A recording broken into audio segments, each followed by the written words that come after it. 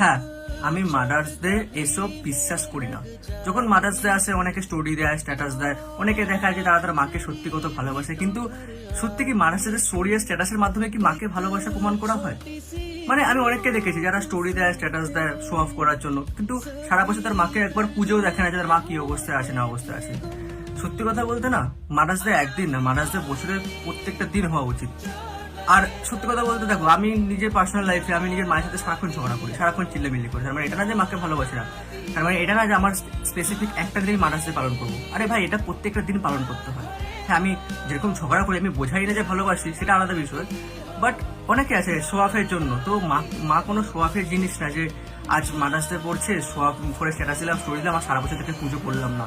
আসল আসল মানে পাওনা সেখানে, মানে আসল অ্যাচিভমেন্ট সেখানে, যেখানে তুমি তোমার মাকে সোশ্যাল লাইফে না, বাস্তব লাইফে সম্মান করছে, বাস্তব লাইফে ভালোবাসছো। তো হ্যাঁ, আমি এই অনলাইনে জগতে শো অফে না, আমি অফলাইনে মাকে সম্মান আর শ্রদ্ধা করতে ভালোবাসি। আর তোমরা?